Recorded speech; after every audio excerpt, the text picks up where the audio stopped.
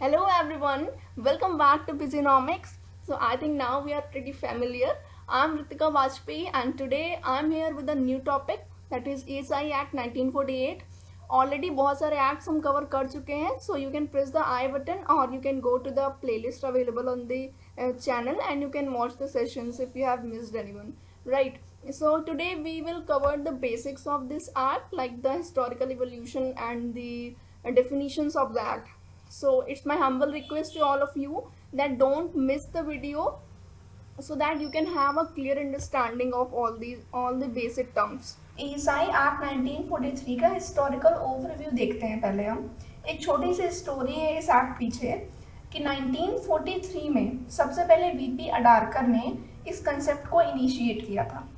उसके बाद जोसेफ बोहरे, जो कि उस टाइम हेल्थ डिपार्टमेंट कमिटी के हेड हुआ करते थे, उन्होंने वीपी अडारकर को सपोर्ट किया। फिर इस कंसेप्ट को भेजा गया इंडियन लेबर कॉन्फ्रेंस और स्टैंडिंग लेबर कमेटी के पास, जो कि नॉन स्टैट्यूटरी बॉडीज थी। दोनों कमिटीज के पास आईएनसी और एसएनसी के पास भेजा गया। उसके बाद उन्होंने इस पे स्टडी किया, देखा कि कैसे हम एम्प्लॉयज को स्टेट इंश्योरेंस प्रोवाइड कर सकते हैं, और फाइनली लेजिस्लेटिव असेंबली में 6 डे ऑफ नवंबर 1946 को एक बिल इंट्रोड्यूस किया गया। उस बिल का नाम था द वर्कमैन्स स्टेट इंश्योरेंस बिल। इस बिल को फाइनली 2 डे ऑफ अप्रैल 1948 को पास किया गया और उसका नाम चेंज करके कर दिया गया एम्प्लॉयज स्टेट इंश्योरेंस बिल। ये नेम जो चेंज हुआ है वर्कमैन्स स्टेट इंश्योरेंस बिल से एम्प्लॉय स्टेट इंश्योरेंस बिल हुआ, ये चेंज किया था सेलेक्ट कमिटी ने। तो कई बार एग्जाम्स में क्वेश्चन आ जाते हैं। ये जो हिस्टोरिकल ओवरव्यू है काफ़ी इंपॉर्टेंट है एग्जाम पॉइंट ऑफ व्यू से। तो हिस्ट्री हमें पता चल गई कहाँ से ईएसआई एक्ट आया। अब चलते हैं मुद्दे की बात पे। चैप्टर 1 से स्टार्ट करते हैं, which contains the preliminary informations like the definitions and all. ESI act को इंट्रोड्यूस करने के पीछे पर्पस था कि एम्प्लॉयज़ को इंश्योरेंस के फॉर्म में सोशल सिक्योरिटी प्रोवाइड की जा सके। सोशल सिक्योरिटी का मतलब यहाँ पे है कि in the case of sickness, maternity और द एम्प्लॉयमेंट इंजरी, इन सारे केसेस में एम्प्लॉयज़ को एक सोशल सिक्योरिटी हो, जिससे उनकी हेल्थ के लिए उनके जो डिपेंडेंट्स हैं उनके पास अर्निंग्स रहें। अगर एक सिंगल अर्नर है फैमिली में तो उनके डिपेंडेंट्स को काफ़ी प्रॉब्लम हो जाएगी अगर किसी को एम्प्लॉयमेंट इंजरी हो गई या सिकनेस हो गई। तो इन सारे केसेस जो भी ये सोशल इश्यूज हैं, इनके अगेंस्ट सोशल सिक्योरिटी प्रोवाइड की जा सके एम्प्लॉयज़ को, इसलिए ईएसआई को इंट्रोड्यूस किया गया था। इस एक्ट का शॉर्ट टाइटल है the employees state insurance act 1948, जिसे इन्फोर्स किया गया था on the 19th day of April 1948। 19th अप्रैल 1948 से ये एक्ट लागू हो गया था। और एक्सटेंड की बात अगर हम करें तो पूरे ही इंडिया में ये एक्ट एप्लीकेबल है। It extends to whole India including the state of Jammu and Kashmir. आगे बढ़ते हैं एप्लीकेबिलिटी पे। तो ऐसे कौन कौन से इस्टेब्लिशमेंट है जिनमें ईएसआई एक्ट हमारा एप्लीकेबल होगा, इसके डिटेल की अगर हम बात करें तो सारे ही इस्टेब्लिशमेंट में ईएसआई एप्लीकेबल है other than seasonal factories, mines and railway running shed. इन तीनों के अलावा बाकी सारे इस्टेब्लिशमेंट में ईएसआई एक्ट एप्लीकेबल है। अब जो नॉन सीजनल फैक्ट्रीज हैं, जिनमें नॉन सीजनल का मतलब वहाँ पे हमेशा काम चलना है, 12 मंथ्स कंटिन्यूस वहाँ पे काम होता रहता है, वहाँ अगर किसी भी इस्टेब्लिशमेंट में 10 या 10 से ज़्यादा एम्प्लॉयज़ वर्क कर रहे हैं तो वहाँ पे भी ईएसआई एक्ट एप्लीकेबल होगा। बट अगर 10 से कम एम्प्लॉयज़ भी काम कर रहे हैं किसी इस्टेब्लिशमेंट में जो कि नॉन सीजनल है, वहाँ पे पहले से ही गवर्नमेंट 1 मंथ का प्रायर नोटिस देगी और ये कह देगी कि 1 महीने के बाद आपके इस्टेब्लिशमेंट में भी ईएसआई एक्ट एप्लीकेबल होगा। बस कंडीशन क्या है कि 10 से कम एम्प्लॉयज़ पे सिर्फ 1 महीने का नोटिस देना है गवर्नमेंट को। 1 महीने का नोटिस देने के बाद वहाँ पे भी उस इस्टेब्लिशमेंट में भी ईएसआई एक्ट की एप्लीकेबिलिटी कंटिन्यू की जा सकती है। अभी 2011 में एक अमेंडमेंट हुआ था, इसमें ईएसआई एक्ट को shop, hotels, restaurants, private medical and educational institutions, cinemas and the newspaper establishment, ये जितने भी है एस्टैब्लिशमेंट, इन सब में भी एक्सटेंड कर दिया गया। पहले क्या था कि ईएसआई एक्ट हमारा शॉप्स, होटल्स, रेस्टोरेंट्स इन सब पे नहीं लगता था, बट 2011 के बाद इन सारी जगहों पे भी ESI एक्ट को एप्लीकेबल कर दिया गया, बट जो एप्लीकेबिलिटी थी, जो मिनिमम नंबर ऑफ एम्प्लॉयज़ थे वो 20 रखे गए कि 20 या 20 से ज़्यादा लोग अगर यहाँ पे काम कर रहे हैं तो ESI एक्ट यहाँ पे एप्लीकेबल हो जाएगा। जो सीजनल फैक्ट्रीज है, माइंस और रेलवे रनिंग शेड, ये तो इनमें अभी एप्लीकेबल नहीं है, ठीक है। बट 2011 में क्या हुआ कि शॉप, होटल्स, रेस्टोरेंट, इन सारी चीज़ों पे भी एप्लीकेबल हो गया, बट लिमिट रखी गई 20। अब आते हैं कुछ इंपॉर्टेंट डेफिनेशंस पे। सबसे पहले एप्रोप्रिएट गवर्नमेंट की डेफिनेशन है। एप्रोप्रिएट गवर्नमेंट से मतलब होता है स्टेट गवर्नमेंट या सेंट्रल गवर्नमेंट से। सेंट्रल गवर्नमेंट उन सारे केसेस में जो दिए हुए हैं, लाइक रेलवेज हो गया, मेजर पोर्ट्स हो गए, माइंस या फिर ऑयल फील्ड या फिर कोई भी अदर इस्टेब्लिशमेंट जो कि सेंट्रल गवर्नमेंट के अंडर में है, वहाँ पे एप्रोप्रिएट गवर्नमेंट कॉमन सी बात है सेंट्रल गवर्नमेंट ही होने वाली है। उसके अलावा जितने भी इस्टेब्लिशमेंट है वहाँ पे स्टेट गवर्नमेंट एप्रोप्रिएट गवर्नमेंट की तरह ट्रीट की जाएगी। आते हैं कंट्रीब्यूशन पे। कंट्रीब्यूशन की डेफिनेशन क्या है हमारे ESI एक्ट में कि कोई भी सम ऑफ द मनी जो कि ESI कॉर्पोरेशन को पे किया जाएगा by the principal employer and employee. आगे हम पढ़ेंगे इसमें कि कंट्रीब्यूशन एम्प्लॉयर और एम्प्लॉय का कितना रहता है। अभी के लिए ये समझिए कि जो कंट्रीब्यूशन रहता है ESIC में, ESIC एक कॉर्पोरेशन है, एम्प्लॉयज स्टेट इंश्योरेंस कॉर्पोरेशन, जो कि ESI एक्ट को जो भी फंड जमा होता है ESI में, ESI के अंडर जमा होने वाला सारा फंड, सारा कंट्रीब्यूशन कहाँ जाता है ESIC के पास, उसमें ही डिपॉजिट होता है। तो 1948 में एक्ट इंट्रोड्यूस हुआ। 1948 से 1989 तक क्या प्रैक्टिस चली थी कि एम्प्लॉयर और एम्प्लॉय खुद ही कंट्रीब्यूशन का रेट डिसाइड कर लेते थे। हम वेजेस का कितना परसेंट कंट्रीब्यूट करेंगे ESI में, ये एम्प्लॉयर और एम्प्लॉय पहले डिसाइड कर लेते थे अपने मन से, ठीक है। बट क्या हुआ, 1989 के बाद एक अमेंडमेंट आया और सेंट्रल गवर्नमेंट को ये पावर दे दी गई कि आप डिसाइड करेंगे कि ESI कंट्रीब्यूशन एम्प्लॉयर और एम्प्लॉय का कितना होने वाला है। आगे आते हैं इंश्योर्ड पर्सन पे। इंश्योर्ड पर्सन का मतलब ESI एक्ट के अंदर क्या है, ऐसा पर्सन जो कि कंट्रीब्यूशन पे कर रहा है या जिसको पे करना है। तो कंट्रीब्यूशन पे करने वाला पर्सन कौन होगा यहाँ पे, इंश्योर्ड पर्सन। बट उसमें क्या इंक्लूड नहीं होगा, workers working in mines, workers working in railway running shed and any army, navy और the air force and the worker whose salary exceed the amount specified by central government. Mines और railway running shade में तो ये act applicable ही नहीं होना है, हमने पहले ही पढ़ लिया है, ठीक है। इनमें काम करने वाले वर्कर्स पे कॉमन सी बात है ये एक्ट एप्लीकेबल नहीं होगा और वो इंश्योर्ड पर्सन भी नहीं होंगे इस एक्ट के अंदर। एडिशन, यहाँ पे एडिशन इन्फॉर्मेशन क्या है कि आर्मी, नेवी और एयरफोर्स में काम करने वाले लोग भी यहाँ पे कवर नहीं होंगे। प्लस सेंट्रल गवर्नमेंट ने क्या किया है, एक स्पेसिफाइड सैलरी की लिमिट बताई है। हम बता देते हैं आपको, वो लिमिट है 21,000 कि अगर किसी की ग्रॉस सैलरी 21,000 से ज़्यादा है तो वो ESI में कवर नहीं होगा, उसी के यहाँ पर बात की गई है। नेक्स्ट बात करते हैं एग्जेम्प्टेड एम्प्लॉय की। एग्जेम्प्टेड एम्प्लॉय मतलब जो इस एक्ट से एग्जेम्प्टेड है, सिंपल, जो कंट्रीब्यूशन नहीं पे करेगा वो यहाँ पे एग्जेम्प्टेड एम्प्लॉय की तरह ट्रीट किया जाएगा, जैसे जो लायबल ही नहीं है कंट्रीब्यूशन देने के लिए। ESI एक्ट 1948 के अंदर अगर हम देखें कि किस पर्सन को एम्प्लॉय कहा जाएगा, तो उसमें कुछ इंपॉर्टेंट पॉइंट्स आपको ध्यान रखने हैं। कोई भी पर्सन जिसे वेजेस के लिए एम्प्लॉयड किया गया है उसे हम एम्प्लॉय कहेंगे। प्लस उस पर्सन को प्रिंसिपल एम्प्लॉयर या इमीडिएट एम्प्लॉयर ने डायरेक्टली एम्प्लॉय किया है या फिर किसी एजेंट के थ्रू वो पर्सन आया है, तब भी हम उसे एम्प्लॉय कहेंगे, एज ए एम्प्लॉय वो पर्सन काउंट होगा। फैक्ट्री प्रेमाइसेस में रह के वो पर्सन काम करे या फिर फैक्ट्री प्रेमाइसेस के बाहर काम करे, लेकिन फैक्ट्री प्रेमाइसेस के बाहर काम करने के बाद भी अगर उसका काम फैक्ट्री से रिलेटेड है तो उसको एम्प्लॉय कहा जाएगा। परमानेंट बेसिस पे उसका एम्प्लॉयमेंट हो या फिर कॉन्ट्रैक्चुअल बेसिस पे ही क्यों ना हो, जैसे 2 साल के लिए, 3 साल के लिए, कुछ एक पर्टिकुलर कॉन्ट्रैक्ट पीरियड है कि अब इतने टाइम के लिए एम्प्लॉय है, तब भी हम उसे ESI में भी employee as a employee count करेंगे। तो either he is employed as a permanent और on the contractual basis, then also consider that person as an employ.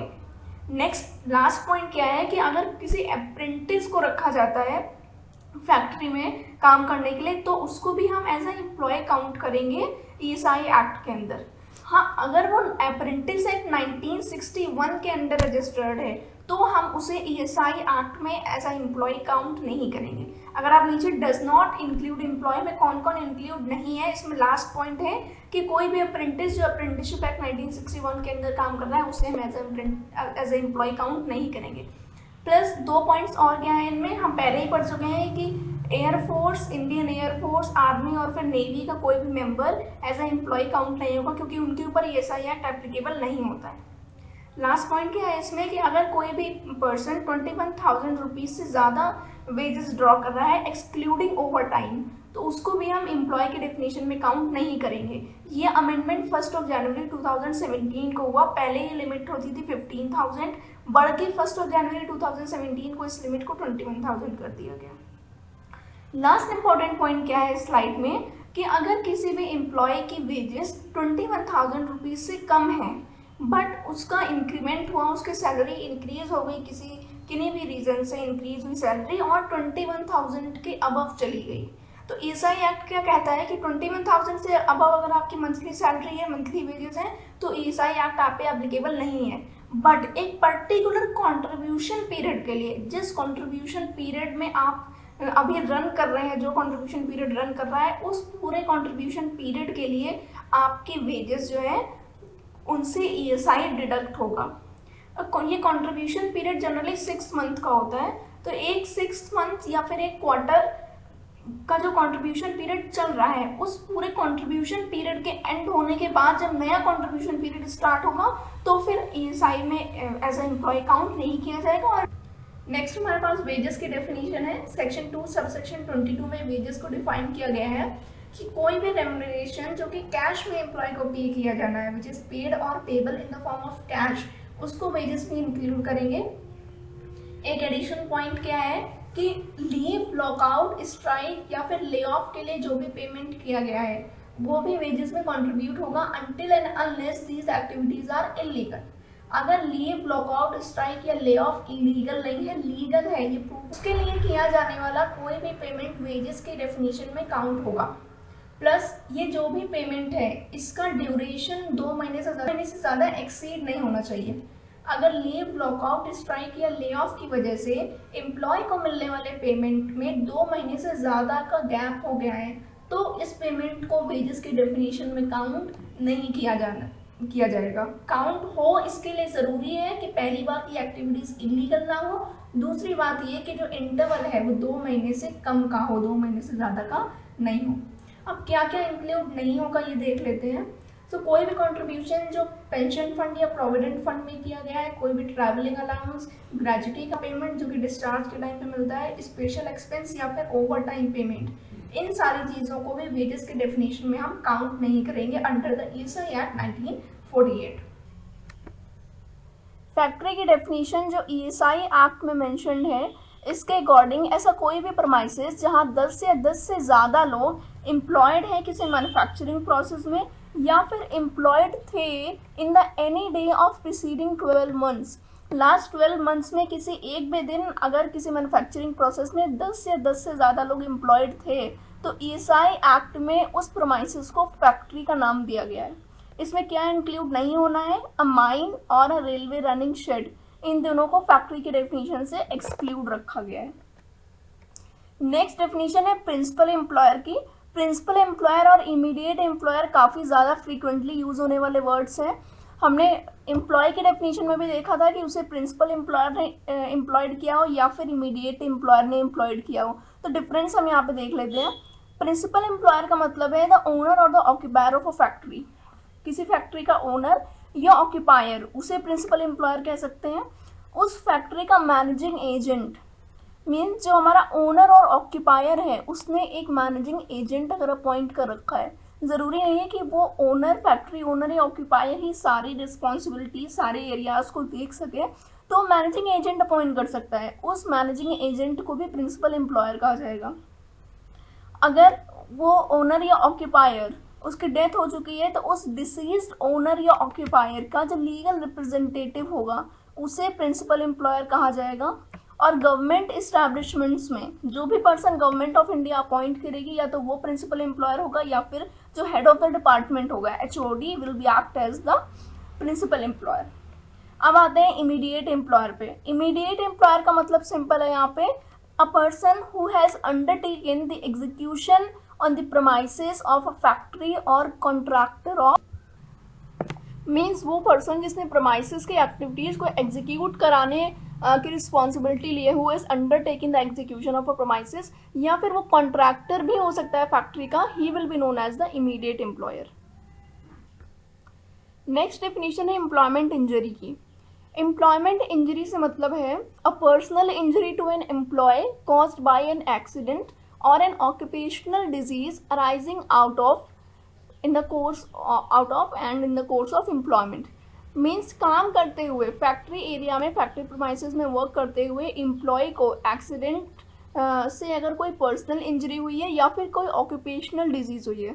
Occupational disease हम उन डिजीज़ को बोलते हैं जो नेचर ऑफ वर्क का रिजल्टेंट हो सकती हैं। अगर जो भी नेचर ऑफ वर्क आप कर रहे हो उसके कॉन्सिक्वेंसेस वो डिजीज़ हो सकती है। लाइक फॉर एग्जांपल जो लोग सीमेंट इंडस्ट्री में वर्क करते हैं उनको रेस्पिरेटरी प्रॉब्लम्स या उनके लंग्स में प्रॉब्लम, ये ऑक्यूपेशनल डिजीज़ के अंदर आता है उस इंडस्ट्री के लिए। सो ऑक्यूपेशनल डिजीज़ हुई है एम्प्लॉय को या फिर कोई पर्सनल इंजरी हुई है कोई एक्सीडेंट होने की वजह से, तो उस इंश्योरेबल एम्प्लॉयमेंट में अगर पर्सन का एक्सीडेंट इंडिया में हुआ है, means within the promises of India, territory limits of India, और even outside the territory limits of the India, उन दोनों ही केसेस में उसे as a employment injury consider किया जाएगा। और जो भी बेनिफिट्स हैं ईएसआई के अंदर में वर्कमैन कंपनसेशन के। अब डिस्कस करते हैं डिपेंडेंट की डेफिनेशन। डिपेंडेंट का मतलब ये होता है जो डिसीज्ड पर्सन है, जिसकी डेथ हो गई, वो इंश्योर्ड पर्सन था, ईएसआई में वो इंश्योर्ड था, so he will be known as insured person. उस इंश्योर्ड पर्सन पे की अर्निंग्स पे जितने लोग डिपेंडेंट हैं, जिन लोगों का लिवलीहुड उस इंश्योर्ड पर्सन की अर्निंग से डायरेक्टली रिलेटेड था, उन्हें यहाँ पे डिपेंडेंट बताया गया है। डिपेंडेंट की डेफिनेशन में कुछ लोगों को इंक्लूड किया गया है, वो कौन कौन होंगे? So any of the following relative of a deceased person. Deceased person means वो इंश्योर्ड पर्सन जिसकी डेथ हो गई ड्यू टू एम्प्लॉयमेंट इंजरी और एन एक्सीडेंट और एनी अदर रीजन। ठीक है, तो डिसीज पर्सन के कौन कौन से रिलेटिव डिपेंडेंट की डेफिनेशन में काउंट होंगे? सबसे पहले अ window. Window of deceased person means जिस पर्सन की डेथ हुई उसकी वाइफ, एंड अ लेजिटिमेट और अडॉप्टेड सन।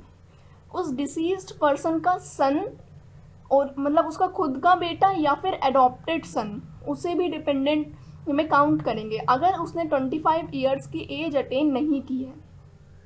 ये पॉइंट यहाँ पे ध्यान रखने वाला है कि बेटे को तभी हम डिपेंडेंट में काउंट करेंगे जब उसने 25 ईयर्स की एज कंप्लीट नहीं की है, और लेजिटिमेट और अडॉप्टेड डॉटर। बट कंडीशन क्या है कि वो जो लेजिटिमेट या अडॉप्टेड डॉटर है वो अनमैरिड होनी चाहिए। अगर वो मैरिड है तो उसे डिपेंडेंट में काउंट नहीं करेंगे। सेकेंड है अ विडोड मदर। जो डिसीज्ड पर्सन है उसकी जो विडोड मदर है, मीन्स अगर उस डिसीज्ड पर्सन के फादर भी नहीं है, उसकी विडोड मदर है, तो उसे भी डिपेंडेंट में काउंट किया जाएगा। नेक्स्ट पॉइंट क्या कहता है? अभी हमने फर्स्ट पॉइंट में ये पढ़ा कि लेजिटिमेट या अडॉप्टेड सन अगर 25 ईयर्स की एज उसने अटेन नहीं की है तो हम डिपेंडेंट में काउंट करेंगे। बट एक कंडीशन ऐसी भी है कि अगर उसके बेटे ने, डिसीज्ड पर्सन के बेटे ने 25 ईयर्स की एज अटेन कर ली है तो भी हम उसको डिपेंडेंट काउंट करेंगे। इस पॉइंट में यही लिखा है, if Holi dependent on the earnings of the insured person at the time of his death. अगर उस पर्सन की, उस इंश्योर्ड पर्सन की अर्निंग्स पे होली डिपेंडेंट मतलब पूरी तरह उस पर्सन की अर्निंग्स पे ही डिपेंड थे, अ लेजिटिमेट और अडॉप्टेड सन और डॉटर, लेजिटिमेट या अडॉप्टेड सन या फिर daughter who has attend the age of 25 and who is infirm, मतलब जो कि इल हैं। अगर उसका बेटा जिसने 25 ईयर्स की एज अटेन कर ली है फिर भी अगर वो बीमार रहते हैं, वो पूरी तरह से उस इंश्योर्ड पर्सन की अर्निंग पे ही डिपेंडेंट थे और वो इतने एलिजिबल नहीं है, मीन्स फिजिकली कैपेबल नहीं है कि वो खुद अर्न कर सकें, फिर भी उसे डिपेंडेंट की डेफिनेशन में काउंट किया जाएगा। लास्ट पॉइंट क्या कहता है? इफ होली और in part dependent on the earnings of the insured person at the time of his death. मतलब जिस टाइम इंश्योर्ड पर्सन की डेथ हुई उस टाइम उस पर्सन की अर्निंग्स पे, उसके इनकम पे पूरी तरह या फिर पार्शियली डिपेंडेंट थे। तो भी उनको डिपेंडेंट में काउंट किया जाएगा। अब ऐसे कौन कौन से लोग हैं जिन्हें पार्शियली डिपेंडेंट होने के बाद भी होली या पार्शियली डिपेंडेंट थे, उन्हें काउंट किया जाएगा। फर्स्ट पॉइंट था हमारा यहाँ पे a parent other than a widowed mother, and second point क्या है, अ माइनर इलेजिटिमेट सन। कोई माइनर इलेजिटिमेट सन है अगर, बट अगर वो at the time of death of the insured person उसकी अर्निंग्स पे होली और पार्शियली डिपेंडेंट है तो भी उसे डिपेंडेंट की डेफिनेशन में काउंट किया जाएगा। तो माइनर इलेजिटिमेट सन हो गया। अनमैरिड इलेजिटिमेट डॉटर को भी काउंट किया जाएगा।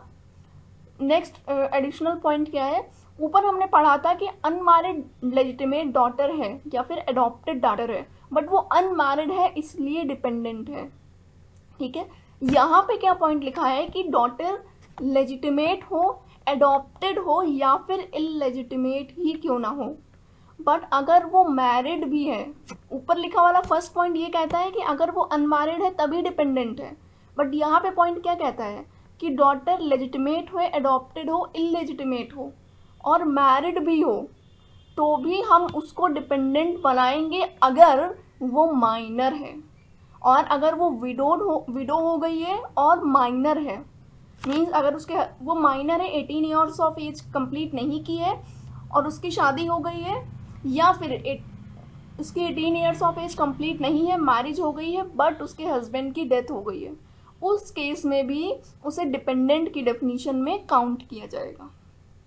नेक्स्ट पॉइंट क्या है, अ माइनर ब्रदर और अनमैरिड सिस्टर और a widowed sister if a minor. Means minor brother है, अगर 18 ईयर्स से कम एज है ब्रदर की, उसे भी डिपेंडेंट कहा जाएगा। अनमैरिड सिस्टर को भी डिपेंडेंट में काउंट किया जाएगा, और या फिर अगर सिस्टर की मैरिज हो गई है और उसके हस्बैंड की डेथ हो गई है, means a widowed sister, but वो माइनर है, 18 ईयर्स ऑफ एज कंप्लीट नहीं की है। अभी तो लॉ आ गया है, करंटली हमारे पास है कि 18 years of age is the minimum criteria, right, होना चाहिए। बट ये सिचुएशंस लिखी है कि अगर ऐसा होता है बाई चांस तो भी क्या होगा, अगर इंश्योर्ड पर्सन की डेथ हो गई, तो क्योंकि ये सारे लोग होली या पार्शली डिपेंडेंट है उसकी अर्निंग्स पे, तो अगर इनको कवर नहीं किया जाएगा तो इन लोगों को कहीं ना कहीं बहुत ज़्यादा लॉस होगा, उनकी लिवलीहुड पे डायरेक्ट इफेक्ट पड़ेगा उसका, इसलिए इन सबको काउंट किया गया है डिपेंडेंट की डेफिनेशन में। नेक्स्ट क्या है, a widowed daughter in law. Means अगर उस डिसीज्ड पर्सन के बेटे की डेथ हो गई है और उसकी वाइफ है अगर, वो भी डिपेंडेंट में काउंट होगी। And a minor child of a pre deceased son, के बेटे का, जो डिसीज्ड पर्सन के बेटे का भी अगर बेटा है, ठीक है, चाइल्ड है कोई, आइदर गर्ल और बॉय, ठीक है, बट अगर वो माइनर है तो उसे भी डिपेंडेंट में काउंट किया जाएगा। नेक्स्ट पॉइंट है, a minor child of a pre deceased daughter when no parent of child is alive. अगर प्री डिसीज्ड डॉटर है, मीन्स जिस इंश्योर्ड पर्सन की डेथ हुई है उसकी डॉटर की पहले ही डेथ हो चुकी है और उसका एक चाइल्ड है, ठीक है, आइदर गर्ल और बॉय, बट वो माइनर है और कोई भी पेरेंट अलाइव नहीं है उस चाइल्ड के, मदर फादर दोनों की डेथ हो गई है, तो भी डिसीज्ड पर्सन का डिपेंडेंट कहा जाएगा उसको। And the last point is paternal grand parent if no parent of the insured person is alive. जिस पर्सन की डेथ हुई है अगर उसके खुद के मदर फादर ऑलरेडी नहीं हैं, अलाइव नहीं है, तो उसके जो पेटर्नल ग्रांड पेरेंट्स हैं उनको एज अ डिपेंडेंट कंसीडर किया जाएगा। तो ये थी डिपेंडेंट की डेफिनेशन। आई नो थोड़ी सी कंफ्यूजिंग है, बट अगर इसे पॉइंट वाइज पढ़ा जाएगा तो देयर इज नो प्रॉब्लम। अब डिस्कस करते हैं हम लोग डिसेबलमेंट का कॉन्सेप्ट। इस एक्ट में आपको 3 वर्ड्स कई बार मिलेंगे, temporary disablement, permanent partial disablement and permanent total disablement. सबसे पहले टेम्परेरी डिसेबलमेंट पे आते हैं। जैसे कि वर्ड से थोड़ा मीनिंग क्लियर हो रहा है कि एम्प्लॉय जो इनकैपेबल हुआ है अपना काम करने से, जो भी काम इंजरी के पहले वो कर रहा था, अब क्योंकि इंजरी एम्प्लॉयमेंट इंजरी हो गई तो डिसेबल हो गया एम्प्लॉय, बट टेम्परेरी बेसिस पे। He will take a break, he will complete the medical treatment, and after that when employee will resume to the work, he can work with his or her full physical capacity. Temporary disablement के बाद जब employ work पे वापस आता है तो अपनी पूरी फिजिकल कैपेसिटी के साथ फिर से वही काम करने लगता है जो वो इंजरी के पहले कर रहा था। प्रॉब्लम कहाँ पे होती है, परमानेंट टोटल डिसेबलमेंट और परमानेंट पार्शियल डिसेबलमेंट में। इन दोनों कंसेप्ट में अगर हम कुछ कॉमन देखें तो परमानेंट डिसेबलमेंट, ये दो वर्ड्स कॉमन है, या तो परमानेंट पार्शियल डिसेबलमेंट हुआ या तो परमानेंट टोटल डिसेबलमेंट हुआ। अब परमानेंट पार्शियल डिसेबलमेंट में क्या होता है कि एम्प्लॉय अपनी 50% फिजिकल कैपेसिटी से काम कर पाता है, पूरी 100% फिजिकल कैपेसिटी से वापस काम नहीं कर पाता है, मेडिकल ट्रीटमेंट लेने के बाद भी वो पार्शियली डिसेबल हो जाता है परमानेंट बेसिस पे, राइट। अभी परमानेंट डिसेबलमेंट है, ये कहाँ पे स्पेसिफाइड है कि किस इंजरी से एम्प्लॉय परमानेंट पार्शियल डिसेबलमेंट होगा एम्प्लॉय को। तो जो हमारा सेकेंड शेड्यूल है उसका पार्ट 2, सेकेंड शेड्यूल के पार्ट 2 में जो भी इंजरीज स्पेसिफाइड हैं उनसे बताया गया है कि जो भी डिसेबलमेंट होगा वो परमानेंट पार्शियल डिसेबलमेंट की कैटेगरी में आएगा। अभी हम आगे देखेंगे कि पार्ट 2 में कौन कौन सी इंजरीज मेंशन है। आते हैं परमानेंट टोटल डिसेबलमेंट पे। परमानेंट टोटल डिसेबलमेंट मतलब एम्प्लॉय की जो 100% वर्किंग कैपेसिटी थी वो अब चली गई है, इनकैपेबल हो गया employee on the permanent basis. तो जो परमानेंट टोटल डिसेबलमेंट का कैलकुलेशन होता है वो कैसे होता है। पार्शियल डिसेबलमेंट में हमने देखा कि सेकेंड शेड्यूल के पार्ट 2 में इंजरीज स्पेसिफाइड हैं। टोटल डिसेबलमेंट में सेकेंड शेड्यूल के पार्ट 1 में जो इंजरीज डिफाइन है उनको देखा जाता है, plus any combination of the injury in the part 2। Part 2 के में जो इंजरीज स्पेसिफाइड है उनमें से भी अगर कोई इंजरी हुई है एम्प्लॉय को तो उसे भी काउंट किया जाएगा, और जो टोटल परसेंटेज ऑफ लॉस है in the capacity of earning, in the earning capacity of employee, उस पूरे को काउंट किया जाएगा। और अगर 100% या 100% से ज़्यादा का डिसेबलमेंट है तो उसे परमानेंट टोटल डिसेबलमेंट की कैटेगरी में रखा जाएगा। सिंपली अगर हम तीनों कंसेप्ट को एक साथ देखें, टेम्परेरी डिसेबलमेंट में एक टाइम ड्यूरेशन के बाद, मेडिकल ट्रीटमेंट के बाद एम्प्लॉय 100% फिजिकल कैपेसिटी से वर्क कर सकता है। परमानेंट पार्शियल डिसेबलमेंट में ट्रीटमेंट के बाद भी वो सिर्फ 50% फिजिकल कैपेसिटी से वर्क कर सकता है, और इंजरीज कहाँ स्पेसिफाइड है, सेकेंड शेड्यूल के पार्ट 2 में। अब जब हम परमानेंट टोटल डिसेबलमेंट पे आते हैं तो सेकेंड शेड्यूल के पार्ट 1 और पार्ट 2 दोनों को ऐड किया जाएगा, और जो एग्रीगेट परसेंटेज है लॉस कैपेसिटी, अगर वो 100% या उससे ज़्यादा हुई तो परमानेंट टोटल डिसेबलमेंट हो जाएगा और उसे उसके अकॉर्डिंग ही कंपेंसेशन मिलेगा। So I think now it's clear, we can move forward. अब हमारे पास दो डेफिनेशंस बची हैं, सीजनल फैक्ट्री एंड मिसकैरेज। पहले डिस्कस करते हैं सीजनल फैक्ट्री।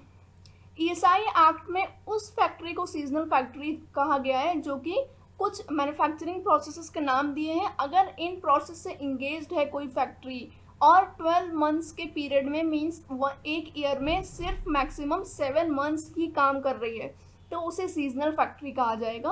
और कौन से मैन्युफैक्चरिंग प्रोसेस हैं, मैन्युफैक्चरिंग प्रोसेस के नाम यहाँ पे मेंशन है, you can see like cotton ginning, cotton और jute pressing. It can be the manufacture of coffee, indigo, lac, rubber, sugar और jaggery, including tea or any of the manufacturing process which is incidental or connected with any of the aforesaid process, right।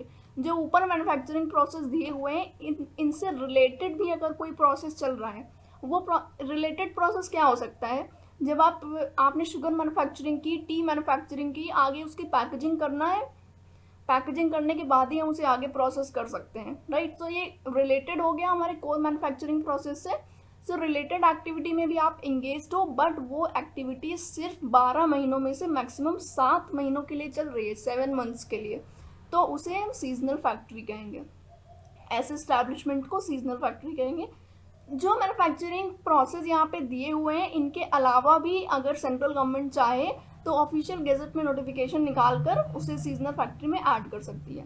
ये हो गई seasonal factory की definition. Last definition है miscarriage की, section 14B क्या कहता है, the expulsion of the contents of a pregnant uterus at any period prior or during the 26th week of pregnancy। 26th week से पहले या 26th वीक जो है प्रेगनेंसी का, उसमें अगर यूटरस के कंटेंट्स को जो है उनका एक्सपल्शन होता है, कोई भी लॉस होता है, तो उसे मिसकैरेज की डेफिनेशन में इंक्लूड किया गया है। But does not include any miscarriage the causing of which is punishable under the Indian Penal Code.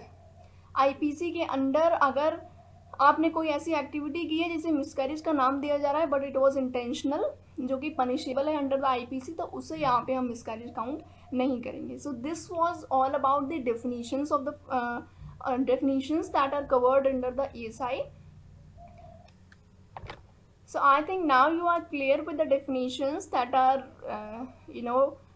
that are part of this act. If you are still having any queries or any doubts regarding the session, you are free to ask me in the comment box, and stay tuned with us for the upcoming session. We are going to discuss this act in detail. And don't forget to like, subscribe and share the video with your friends so that they can also get the benefit of the session. Thank you everyone.